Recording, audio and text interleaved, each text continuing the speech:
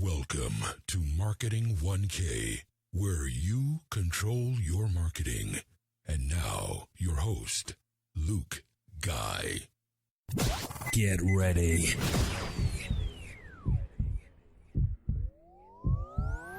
Hey, it's Luke Guy. And fire. Hey there, guys. This is Marketing 1K, where you control your marketing, and this is Luke Guy. I appreciate you showing up today with another session of Marketing 1K. So what we got today is business networking. But y'all been asking me, how do you network with businesses? How do you get out there and really just, connect and grow that networking platform that you really want to get out there? Well, me and Eric Palmer, who has taken it from 1 to 5 trucks, and I think he said 5 years. So he is totally crushing it in his area up there, and we're going to talk about how he did that and how he went from pretty much zero to hero, right? I like to use that a lot because once I heard it by Jerry, I haven't quit, but saying it a lot. So, and this is what this guy's done. You don't want to miss this today, for real. So, and the focus is business networking. If you're trying to get on the inside of businesses where maybe hundreds of employees are at, where the money's at, where the connections is at, this is definitely for you. So hang around. We're about to talk about business networking with pest control with the Eric Palmer. Stay tuned.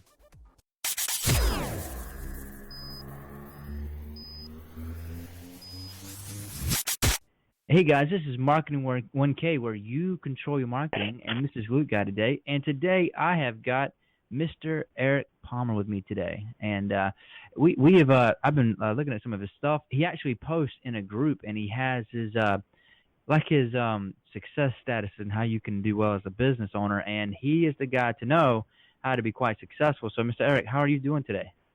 I'm doing very well. How about yourself?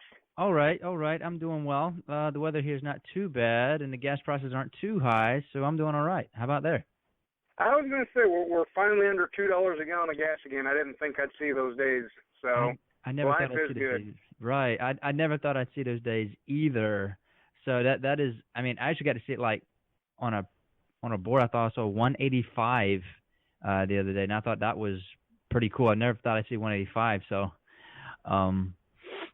well, anyway, we've got you here today to talk more than just the weather and gas prices. We actually want to talk about your business marketing wise, because this is Marketing 1K, and we have heard some good things about you, and just want to have an opportunity to kind of, I hate to say pick your brain, because that sounds kind of painful to me. So we just want to learn from you and see what you have to, see what you've been going through, and just your whole business story and how things are going for you. So let's start off with your pest control business. How's it doing as of right now? It's doing really, really well. It is January. In January, you have less pests, so work drops off a little bit, but all bills are getting paid, and we're still in an upward trajectory. So, all in all, I certainly cannot complain. And that's the main thing. It sounds like you're pretty happy there. Yeah, like I said, as long as we're pointed in the right direction and keep ascending, then I'm really not going to sit here and cry spilt milk. That's right. No point doing that. So let me go ahead and ask you the general questions, and we'll get into marketing here in just a few minutes. But I want to just ask you and see, what exactly got you interested in pest control? Well, actually, it was just the money. I know that sounds not the most altruistic out there, but I served 4 tours in Iraq with the United States Marine Corps. I got out and had a little bit of change in my pocket, and there was a position open for pest control. I was trying to figure out what it was I wanted to do with my life, so I took a temporary position with a nationally known pest control firm. Actually really started to enjoy the work, and so started looking nationally to see what companies had come up for sale, and there was a company in Utah which was just looking for a manager to help take over. I worked with them, and 3 years after that was in a position where I was able to purchase that company from the previous owner. So. Nice. So you was actually you worked as a manager, and you ended up buying your own company. So you got to try out your company, see if you wanted it, huh? Correct. Yeah, that was the main thing. From going from a national known pest control company to a mom and pop, I wanted to make sure it was a proper fit before I started investing money. Good choice, and that's probably something you guys want to think about when you're buying a company. You might actually want to work for them if possible, and see, do you want to work with these people? Do you want to work for these customers? Because a customer, if you can't live with them, there's no way you can definitely work with them. So I would definitely consider this as a smart move here. And how long ago was that? Was that recent or when you bought the company? Well, with this company, I came on as management in 2007, and I purchased them officially in 2010, January 1st, 2010. So you've been on it for over 4 years, working on your fifth. Correct. Great. And when you bought the company, how many trucks were on the road at the time? We had 1 truck on the road. And today, how many trucks are on the road? We have 5 trucks on the road. Wow. Very good. So you went from 1 to 5, so almost a truck every year? Is that pretty much what you did, or? Correct. Yeah. Part of our growth strategy was to purchase out other competitors, and it worked out that in the last 5 years I've purchased. Over the last 5 years I've purchased 4 competitors, and with each purchase, it basically puts another truck on the road. I see there. So you was okay. And that's something interesting is buying. We've interviewed lots of people here, Mr. Eric, on Marketing 1K. And we've talked about different marketing strategies, but I see buying companies as a marketing strategy, just like a man can buy a bedbug dog, to get press because them dogs ain't cheap. Neither is buying a company. So marketing-wise, how has been buying companies out been working for you? It's been working pretty well, it seems like. Yeah, it actually works rather well. It all depends on if it's a right fit. Now, I'm expecting to not be able to buy as many companies here in the coming future. I was able to exploit the economy. Now, a lot of people, we were coming out of a recession, and they saw the economy as a detriment to them. But really, no matter whether it's a bad economy or a good economy, there's always money to be made. So you have to find, what niche market is going to, turn a cash flow for you. In my case, there was many contractors, drywallers, construction guys, heavy equipment operators, etc. All these guys were in the home building or construction field, and when the housing market took a tumble, a lot of these guys started getting out and trying to do whatever else they could do. There was a lot of guys that did get into pest control. At least here in southern Utah, there was a lot of companies that just materialized, essentially overnight. Now, as the economy started to pick back up, these guys weren't really bug guys. They didn't want to be in pest control. They were just doing something to put food on the table. So these companies rather quickly started coming up for purchase. And, again, most of them were owner-operators, just one guy with one truck who was just keeping enough work to keep his family fed until construction came back or heavy equipment came back or whatever his chosen profession was. When those jobs started coming back, they really quickly wanted to offload their companies, and it put me in a very good negotiating position because these were companies that they didn't really want. They didn't really have an exit strategy. They were just trying to get back into the profession that they preferred and had to get rid of this monkey around their neck, which was pest control. Then that is very interesting. So I'll ask you this, and because this is, to me, marketing. This is definitely marketing, definitely if you're in the bug business. So, correct. When you go shopping, when you go shopping and you see this company for sale, what is the number one thing that you look for? Or what's the first, 3 things or whatever you look for? Kind of give us an idea of how you shop and how do you know it's going to be a good buy? Well, first thing, and it may sound cliche, but I found it to be very, very true, is you look for the integrity of the owner. The first lunch or first dinner that I do with a prospective owner or a prospective company I'm looking at purchasing, I don't really like to talk a lot about business. I just want to get to know the individual. And if the individual comes off as a person with integrity and honor, then you can extrapolate that to assume that the company that they run is one that has integrity and honor. If you are having a discussion, and I have had these discussions in the past, where the person kind of comes off a little bit shady, or the hair on the back of your head stands up, or just something doesn't jive, it's a real good precursor that maybe that ain't the right company for you, or at least for me, for the kind of company I'm trying to run. It just wasn't. It didn't feel right. Mm-hmm. But once we get beyond that, the big things we're looking for are, A, what kind of niche market are they exploiting? Is it a niche market that, A, I'm already in, so it's an easy transition, or B, is it an entirely new niche market, and I can use their business model, their equipment, their experience, and exploit that to my benefit? And those are really, you have to be mindful when you're purchasing other companies to make sure that they're going to be a good fit. Either A, are they going to open new doors for you, or B, do they fit nicely into what you're already doing?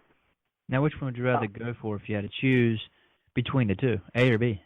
Between the two, because it's an easy transition, I like purchasing companies that are, in line with what I'm already doing. And like I said, it's not that I'm fearful of new things. It's just that it's less work to integrate a program that is similar to yours or a treatment option that's similar to yours. And also, when you're dealing with customers, when they start seeing the name change, the bill information change, etc., when the service itself isn't changing that dramatically, the customer is more willing to accept the change. If you are trying to bring on a customer base, and they are used to, let's say, monthly services, and that's what they've been doing on contract for however many years, and you purchase them, and your primary service is, let's say, quarterly. Now, your argument would be, well, I'm using better chemicals, and I've got a better process and a better program. That's why I'm doing it quarterly, and I know, the service costs a little bit more, but look, if you pay for 4 services and divide those by 12, I'm charging you X. And if you pay for 12 services, you're paying Y, and X is less than Y, so by all means, I've got the better service. Customers don't see it that way predominantly. No. Maybe commercial clients do, but the homeowner just sees this dramatic change. So for me personally, it's been better to buy companies that are within my wheelhouse because the transition has been much easier. Now, you talk about prices there, and let's say that, the price is somewhat different from yours, maybe like a lot, let's say, cheaper. Now, if it was a lot more, obviously, you're going to take that like no time, but if it's a lot cheaper than what you offer, is that kind of like I'm not going for that, or how do you get the person to actually pay your prices, or do you actually bend and just keep those customers? Well, and that was School of Hard Knocks. My first company I bought was a company called Bugs Be Gone, and it was a little, like I said, just like the other ones I purchased were owner-operators. And the guy, here in southern Utah, one of the real benefits of living here is there's a strong, strong sense of community.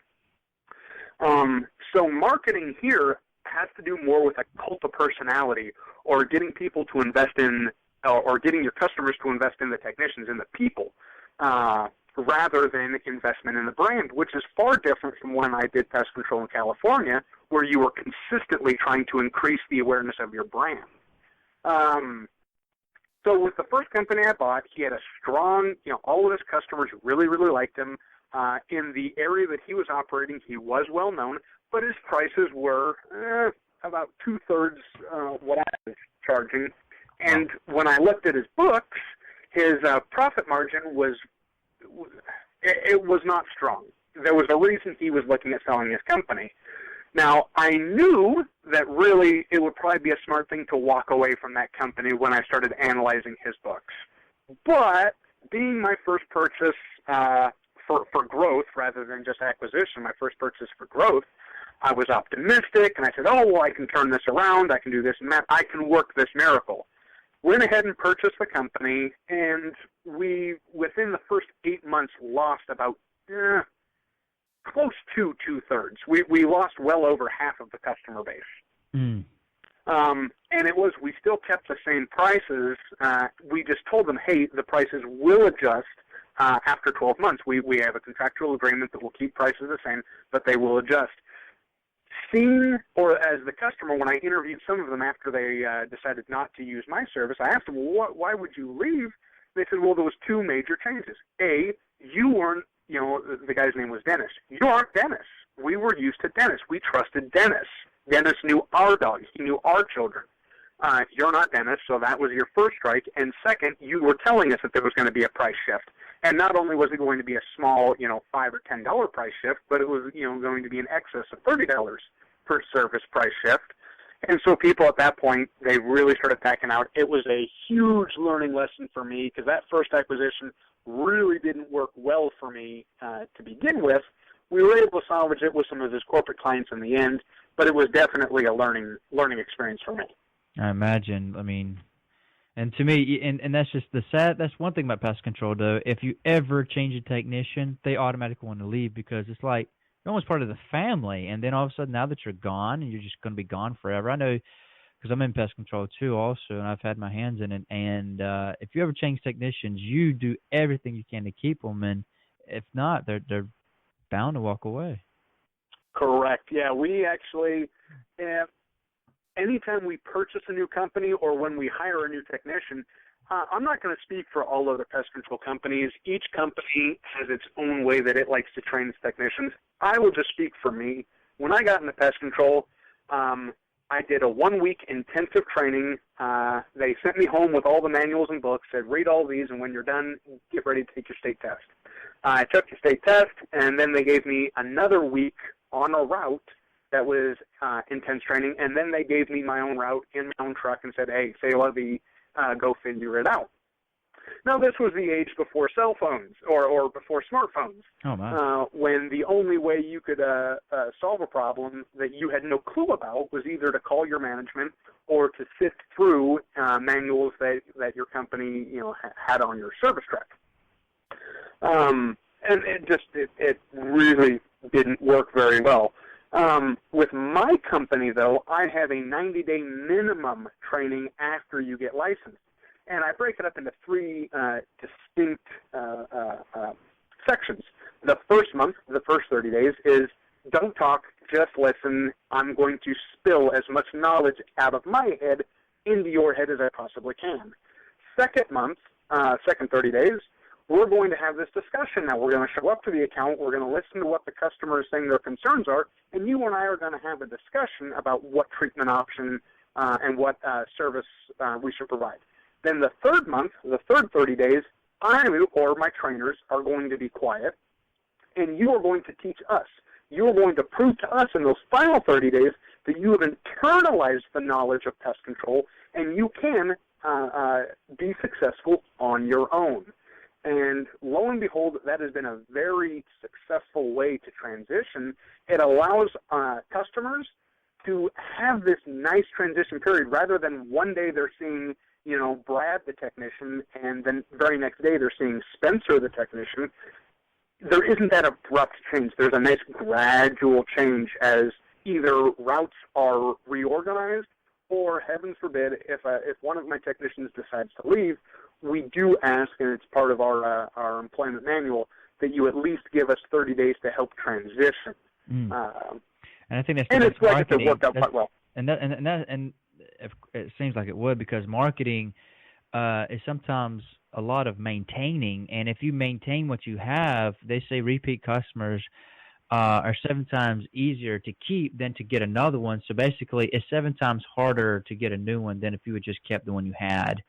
Absolutely. And that's one problem, one weakness I see among pest control is the fact that they just, boom, they'll throw a new technician out there. Next, they've lost the old lady because she trusts the other guy with her life. I mean, and now here's this new guy, had never met him before. Where did the other guy go? Oh, he just, just disappeared. And they seem somewhat lost, and they just kind of, they don't really want to be around your company anymore. And I think transition slowly is a good marketing move, even though it's not aggressively forward like billboards and online ads. It's maintaining, and maintenance is also very important. So that's very good.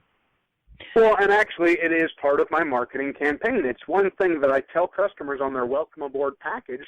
I outline in the what to expect section of my Welcome Aboard package. I say, hey, you're not going to deal with technician Brad, then Spencer, then Terry, then,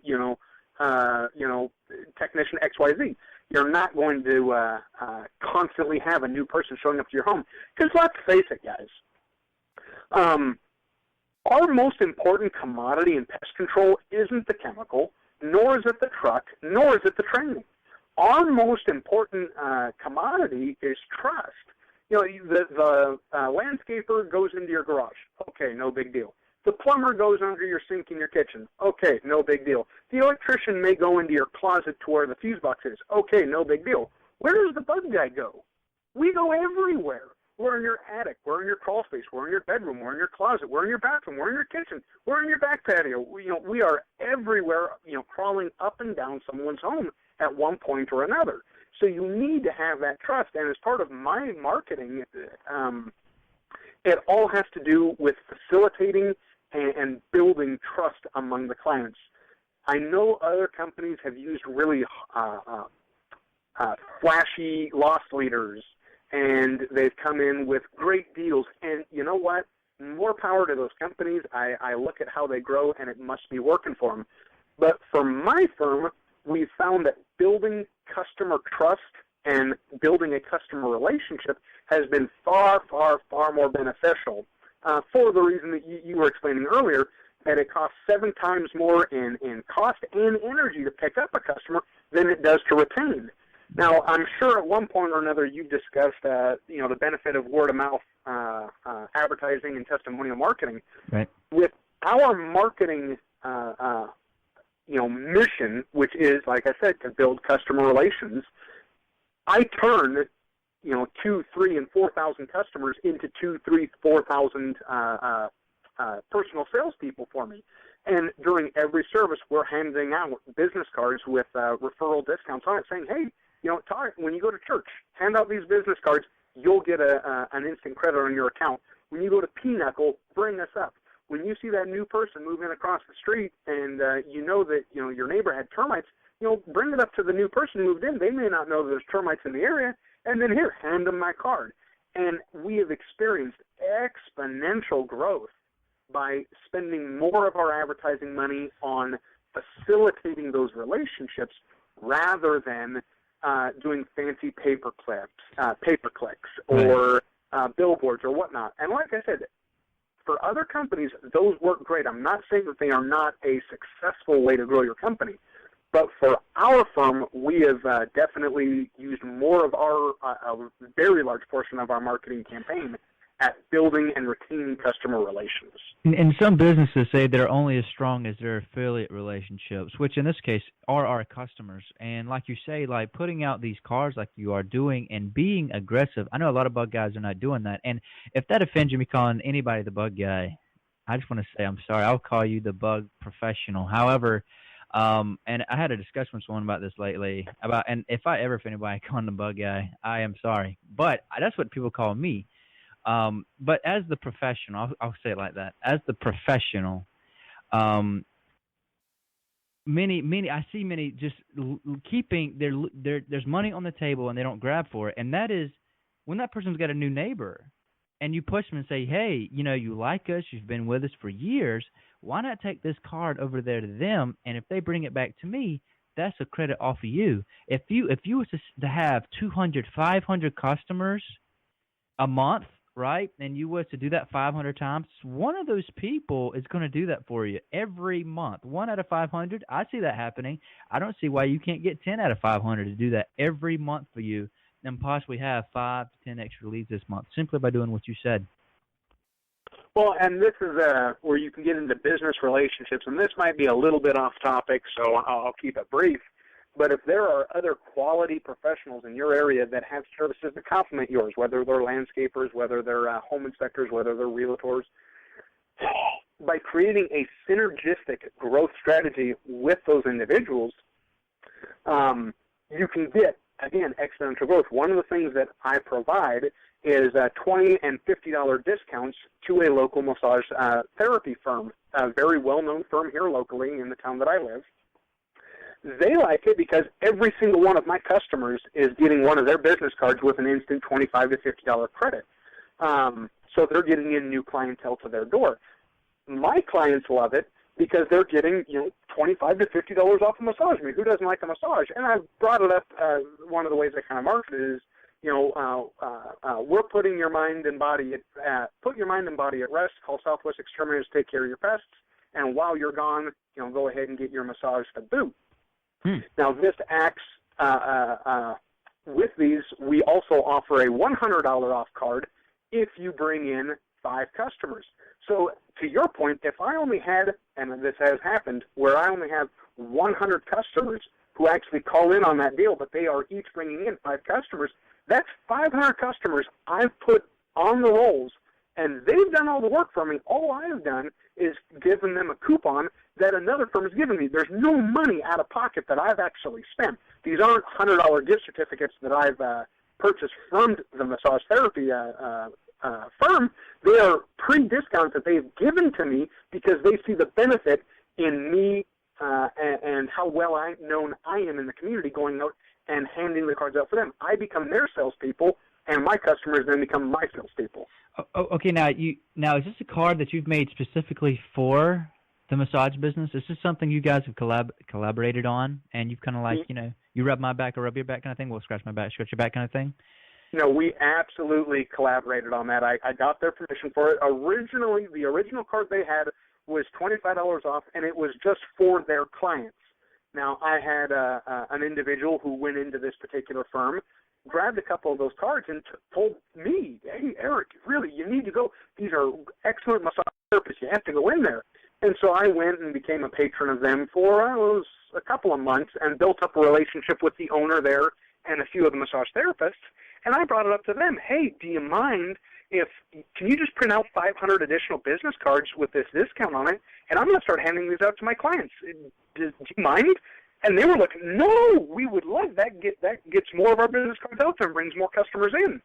After a year, they saw the benefit in me handing out those cards, so we collaborated, and now we do have the $25 one, which goes out to everybody. That's a card that they've used for quite a while now. I also have a $50 one for preferred clients and $100 gift cards that they've authorized me to hand out. If my clients bring in 5 customers to me, I hand them the $100 off, and part of the deal there is that it's $100 off towards a 6-month prepay. And they get on a massage therapy program, so rather than just waiting for your back to hurt, you go in there and have a bi-monthly, twice a month back massage as a preventative health rather than curative health. And like I said, for both of our firms, it's worked exponentially well. And that's just one of the joint ventures I'm part of. There's other firms that I've been able to use, that we've been able to cross-reference, I should say, each other's client lists. And again, it's minimal amount of money that you're putting out to getting a large return, a potential large return, if the customer lists are equitable, if you're going after the same target demographic. You do have to do some research, but once you find that sweet spot company that you can make a synergistic relationship with, you can take off like a rocket. So that's what we're enjoying right now. And believe me, that's definitely not off topic. I actually like that idea. So basically, when they get this business card, it's going to have their coupon on the front and your coupon on the back, kind of thing. So you could be like out there trying to sell their service. If you know someone who's got it, say, oh yeah, by the way, these people offer free massage, and on the front you just got your name too with the coupon on that too. So is that how it works? Like you got coupons on both sides of the card? Am I understanding that right? With some companies, I have done that. With the massage therapy, it's just their card, and it just has my logo on the bottom. Authorized by, and instead of with a gift certificate, it's typically authorized by, and it has a signature. With the business card, it's authorized by, and then it has my company logo on it. So as my customers come in and redeem those $25, $50, and $100 discounts, they being the massage therapy firm, can track and see how many customers are coming in via the business cards that I am handing out. And those business cards is your way of tracking, well, both of you tracking data and figuring out where these guys are actually coming from. Correct. Okay, and that's good. And that's one thing I've seen a lot of people made a mistake, is simply tracking, where did that sale come from? Did it come from the billboard? Did it come from the radio station? Did it come from the business card? How did this person see me, and how do I put on my money? Tracking data, and soon everyone will know this, that I am big, and many already do, that I am big about tracking data and figuring out where that person came from, because if you get in a lot from that traffic source, obviously you want to figure out where it's coming from so you can put more money there, so therefore you can get more people and just kind of figure out what's working and what's not. And I know, for instance, like I've talked to some who are spending thousands, Mr. Eric, in SEO. And I'll get with you about SEO in a minute. Anyway, with the SEO, this guy's spending like over $1,000 in SEO for a city. And I was like, you know what? We're friends. Let me just kind of do some research here for you on your SEO. And he was thinking that the traffic was major. Well, his city wasn't that big to be paying $1,000 in SEO. And to me, if you're paying $1,000 in SEO, you need to be getting about 10 people a month from that, at least 5. And I went over and we was looking at the SEO stats, and come to find out, 100 people that month might have been looking up that keyword. And with SEO, just because 100 people look that keyword up doesn't mean they're going to click it.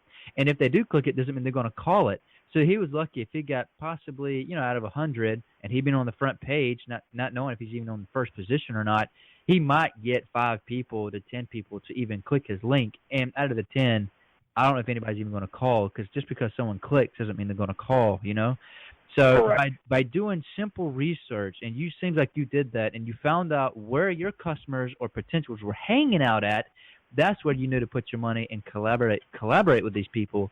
And I think simply just knowing who our customers are and knowing what they look like and what age they are, and among the genders who are more likely to buy, and just simply tracking data, you're able to do what you did. And it sounds like a huge success, which I think is a great idea, combining coupons like that. I'd have to see that one day. That sounds pretty cool. Yeah, absolutely. And one more thing, and I am in the process of analyzing this particular marketing plan. So, maybe at a later date we can discuss it again. But you were talking about wasting thousands of dollars on marketing, and I've been there too. In pest control, a lot of the time, and if you talk to 10 bug people, and I am a bug guy, that doesn't offend me. So if you talk to 10 pest control professionals, bug guys, exterminators, however you want to term them, you get them all in the same room, and a lot of them we typically nod our head and go, yeah, we need more realtors. Yeah, we need more realtors. Yeah, it's termite work. We're going to get more realtors. And I am not dissuading going after realtors. I have done it, and I have gotten decent-sized termite jobs from it. But what I found is every bug guy, if you're in an area that has a lot of competition, every pest control professional is doing the same thing. We're all going after those realtors. And it becomes, it's no longer a niche market anymore if every one of your competitors is going after it. What I started 2 years ago, and we're seeing extremely good results on it, and for 2015, I am dumping twice the amount of money into this particular budget as I did last year. I started setting up strategic alliances with remediation companies. Now, these are the flood, fire, water damage companies that go out. You have a water pipe burst in your wall. You have a water heater burst, and now your house is flooded out. Well, these remediation companies are going in, and they're doing what? They're ripping out your carpet.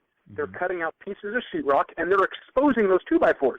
Now, if you had moisture damage and they're in there inspecting that moisture damage, how often do you think they come up with mud tunnels?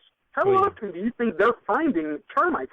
And they are very, very, what's the word I'm looking for? They are very time conscious. They do not want somebody to come out and give a bid in a couple days and then come out a couple days later to the service. They want you out right now. They want the problem solved right now, and they want you to get the heck out of Dodge so they can reset the carpet, reset sheetrock, get everything done. And let's be honest, whether this is the best thing in the world to admit or not, they're charging the insurance companies, so they're not that price conscious to begin with. All they are concerned with is that it's getting done right now. 2 years ago, I initiated a 24-hour treatment guarantee specifically designed for some of the local remediation companies in town, and we have seized that market. Now, I will grant that the work is intermittent. It depends on whether these remediation companies are actually finding termites. But I spent a good chunk of money getting gift baskets and how-to-dos and whining and dining some of these executives of some of these remediation companies in the very beginning. But it is more than paid for itself. And like I said, this year for 2015, I've dedicated twice the budget to take out new companies that have come up in the last few years. So just for your listeners, that may be another niche market to go after. If you're noticing that everyone's going after realtors and you're spending a lot of money and not getting an immediate ROI off that, maybe you should try taking a fraction of that money and setting up a relationship with one of the local flood remediation companies and see if they don't have a much higher ROI. And I agree. And the only way you know that is simply tracking. And a lot of bug guys just shoot money in the air, hoping something comes back. But if you're not tracking where that's coming from, it's a waste to me. And the biggest thing is, even if you don't make any money off that, just knowing it didn't work was worth spending. Because next time I'm not going to put double that in that. So sometimes just test, lets you know where to go and where not to go. And for you seems like you're almost everywhere and testing different places. Like, what bug guys advertising among as massage therapists? Not many, but apparently you found a market there, and it looks like it's doing well for you. And then along with this other here, with them going in looking for water damage, to me that's prime example, because the first thing when they say I've got termite damage, I'm like, where's the water damage? Because usually where there's water damage, there is termite damage, and that person on the spot could be your salesman, because they've got to get it out of the way anyway. There's no way they can just walk past that and not tell someone. So that could be your own salesperson right there, and there's your card, and there you are the next day, treat for termites. And I don't know how termites are, I don't know how much you're charging for termites out there, but that's a pretty penny. Yeah, termites can. That's it made 16% of our gross sales last year. Our goal this year is to turn it closer to 20%. My actual physical goal is to increase it by 2% gross to 18%, but really I'm trying to be optimistic at this point and get it to 20 and experience and enjoy a 4% gross growth in simple subterranean termite sales, like I said, specifically by using these flood remediation companies as my mobile sales team. Okay, so you've given us a lot of good stuff here. So I'm going to kind of go over to these questions here, because you've taken me definitely off route, but that's okay, because this is a part of things that people don't talk about, and that's like buying companies and networking with other businesses, which is I'm all about networking and about connecting people, because their referrals can be more powerful than yours, because it's hard to sell yourself, but it's not that hard when someone refers them to yourself. So that to me, that's smart. So let me go over some questions here that I have for you that I usually ask everyone. We'll try to go over most of these before the time runs out here. So we've talked about how many years you've been in business. So and your best marketing strategy would be online or offline, would you say? I'm going to guess offline. That's a loaded question. My best immediate ROI is online. Really? My best overall is that business relationship building. So, and what I say by immediate return is, you were talking about tracking. When I do some of my pay-per-clicks and I have, a specific deal, schedule a service within this month and receive an instant 25% off your next window cleaning, and it's a deal that's offered by a window cleaner that I network with. I see it's a way to track it, and I can see an immediate return. Unfortunately, the reality of the situation is a lot of the people that are doing pay-per-click, and this is specifically in my market, I'm not speaking for anyone else. Specifically in my market, the vast majority of people who are doing pay-per-click are usually what we call coupon clippers. They're not really looking for the value of a service. They're just looking at who's going to do the service for the least amount of money. Yep. Or they're emergency-only clients. And that's really not in pest control where we make our money. We make our money in maintenance clients. Sure. So for an immediate return, pay-per-click is great. And if you're trying to market high-priced services, whether it's bee extraction, termite work, bedbug eradication, German cockroach eradication for commercial restaurants. If you're advertising those high-dollar single-service type services, then pay-per-click for me has worked very, very well.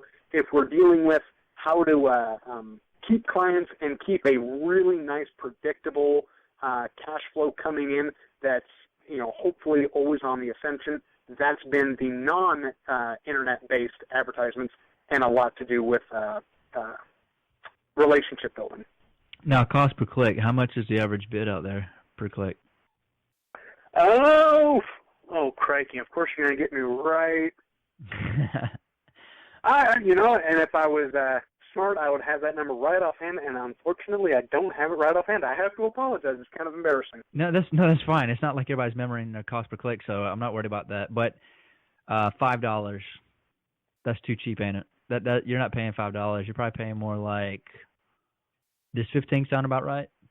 That's closer. The last time we went through the numbers on that specific thing, or on pay-per-click, that was closer. Let's see. Average service was $125. Yeah, so actually I want to say it was closer to $20. That's what rings out in my brain, because our initial service usually started at $125. So I believe currently for my market, it's $20 per click.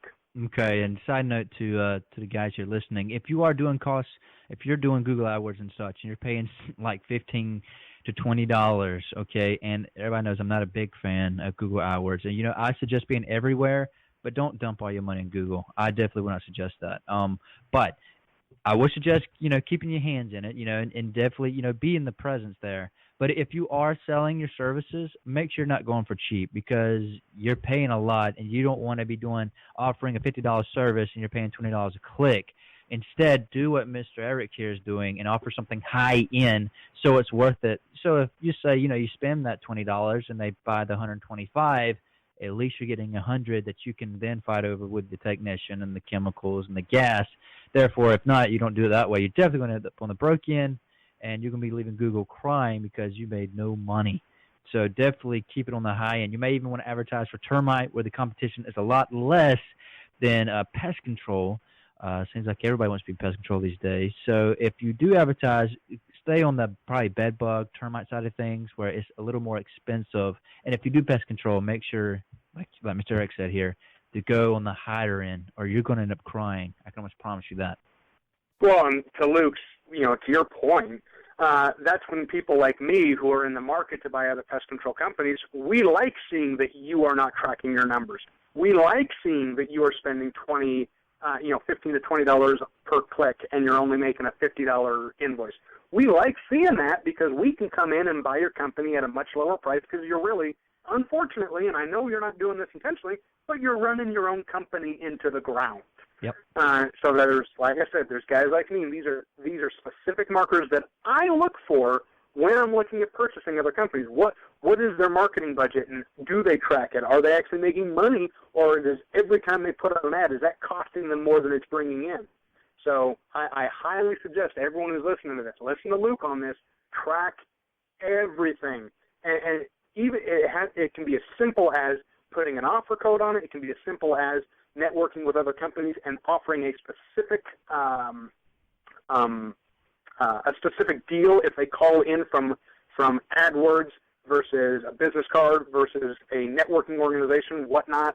It can be as simple as using different phone numbers. Have you discussed the new app, Burner? No, I have not. Have you discussed that at all? No, go ahead. Okay, and by all means, I challenge all of your listeners to actually go and look at this.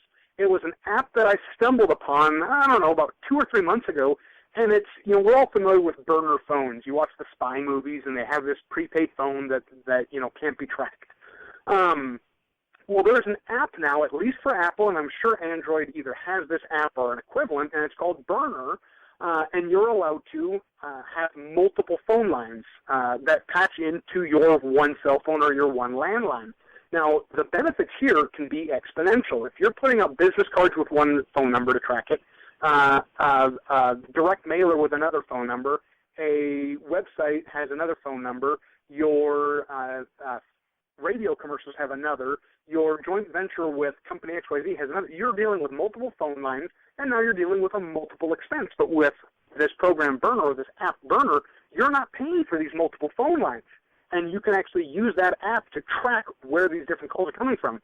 It used to be not very expensive, but it used to be expensive, or at least pricey, to have all these different phone lines so that you could track where your print ads and different ads were working. With the new market, with the app market, man, take a couple of minutes, take 15 minutes a month and just look through some of the new apps. You'll be surprised what you can use to help your company grow. And Burner is one of those apps that for marketing can revolutionize the way you track in a very cost-effective way, because now you can assign phone numbers to your different ads and see exactly where your money or where your advertising dollars are giving you a return, and more importantly, where your advertising dollars are not giving you a return, so you can either reinvest those into a different medium or invest those into the market that is currently working for you. And how much are you paying for the Burner app? That was $15 a month. How many numbers can you get for that? I maxed out at 5. I only needed 5 for what I was personally doing, so I honestly can't tell you what the max is, and that's why I say I challenge you and your listeners to go out and do your own research. There may be people that are competing. There might be other apps that compete with it. I stumbled upon Burner. I really liked it. I started using it, so that's kind of where I sit on that one. And by the way, it is on Google Play, Android. So there you go. So Apple and Android, very good. I like that. I did. Thank you for telling me about that because that just lit a lot of light bulbs there. I don't know if you knew that, but a lot of people, when they heard that, sure, they probably signed up for that. So you just did Burner App a favor there. And, yeah, you are right about being in the app business. I'm actually in the app business, too, and I've made an app called Pest Pro where we identify bugs. We've been in there for a few months, and it's doing really well. And I did this as a marketing tool, and it's also for Android and Apple. And a lot of people like doing that, and we're big among pest control companies. A lot of people, they advertise with us, have their name at the top, and it's amazing how just a single app can change. It's like another selling agent for you and for your company. It just makes you look so much better. In this situation, this app, and it's good that you're always ever learning and that you're always looking at stuff like that. And the fact that you're using this app to track numbers, and there are other websites that do that, but $15 is not bad for tracking at all. And that is a very good idea. I appreciate you telling me about that. Yeah, absolutely. Now, among the online, and we're almost finished here, and I'm probably going to have you come back one day because you're definitely full of information, and we can't get it all in one session. So, but if you don't mind, having you come back would be a pleasure. Absolutely. I'm always available. I appreciate that. And I'm going to ask you this question, and then one more, and it will be done for the day. And that's, what's been the best online move you ever made? And here's the platforms you can choose from. You've got Facebook, Google+, Yelp. Then you have the review centers such as Foursquare, and then Google+, the review center there too. Angie's List, Craigslist. Among all these that I've mentioned, what has been the best online platform that you've ever advertised on, or maybe not advertised and you still get results? What's been the best for you? Well, and I will absolutely tell you what the worst was, and that's Craigslist. Absolute, bar none, worst. I know it's free. I know it's tempting. For my personal clientele that I'm looking for, the demographic, typically the people that are on Craigslist are looking for coupon clippers. Guys, if you're out there and you're just starting and you're willing to cut your price a little bit to get rolling and get money in the door, Craigslist can work fine on you.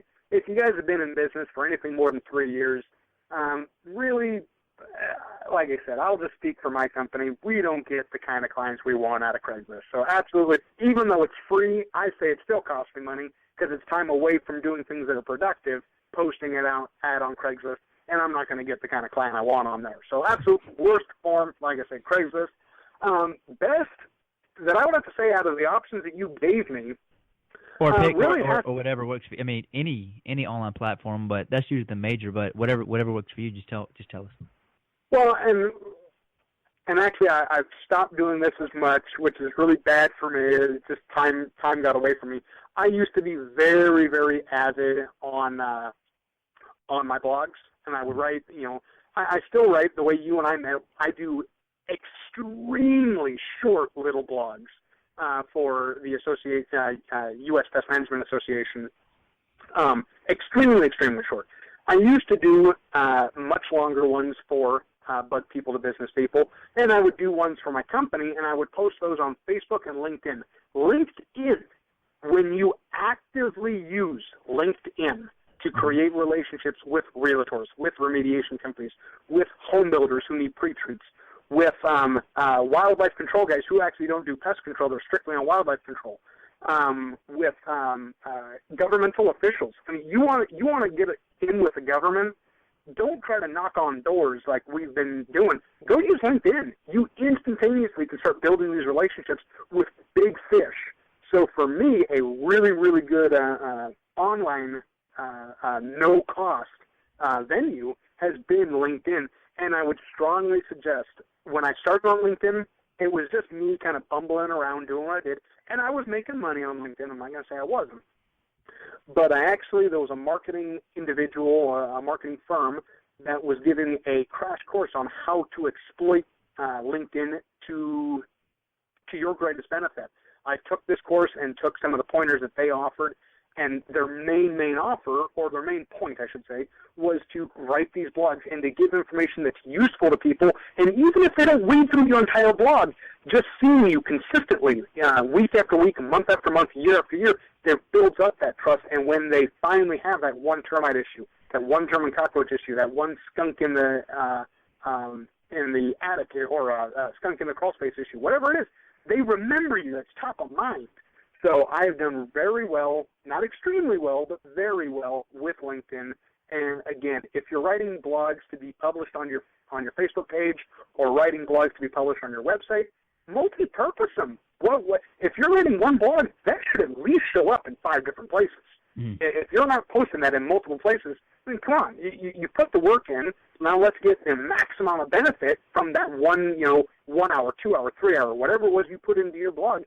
Post that as many places as you can and get the max amount of benefit from that one blog post. So you pretty much, you build it and then you promote it. A lot of people just build it and they forget to promote it, and therefore I'm like, what's the point? Are you going to advertise it or what? No, they're just going to come. It don't work that way. You've got, and when I say you must promote your post, or you just waited 30 minutes of your time to an hour. And I don't know about you. I don't want to waste my time. That's money. And like you said, you've got to purpose. It is better to write one article and tell 10 people than to write 10 articles and tell one person.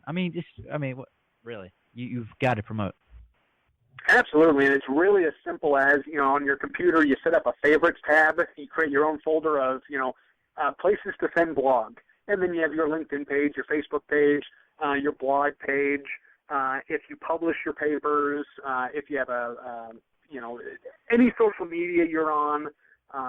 If you're doing strategic emailing, you should be able to write one document, one blog, one pest control tip, one homeowner's tip, whatever it is you're doing.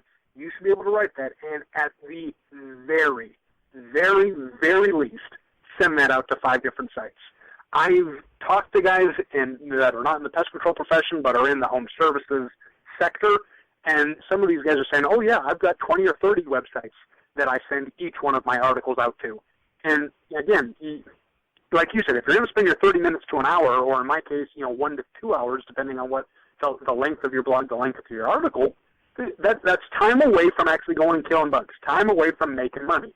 So you better make sure that half an hour to 2 hours is actually going to turn into making money for you in the long run. Right. Wow, so we have been talking for almost minutes, and it only seems like we've been talking for 10. So as you can tell, I've been listening to a lot of this, and I'm enjoying your tips, and I appreciate it. And it seems like you're just eager to do it, and therefore shows that you want to be resourceful, and I do appreciate that. Yeah, absolutely. And but it being 52 minutes, I'm probably going to have to see if we can do this again, and maybe follow up, and maybe do like a to be continued or something. But like I said, I don't want to take up too much of your time today, but you can honestly see me coming back whenever you're available. And like I said, I do appreciate your time today. Yeah, absolutely. We can talk about this after the show and set up another meeting at both of our convenience. I do appreciate that, Mr. Eric. Well, guys, this has been Luke Guy with Marketing 1K, where you control your marketing, and this has been Mr. Eric Palmer there in Utah, correct? In southern Utah, that is correct. All right. Well, you have yourself a good day, and you guys look forward from hearing from Mr.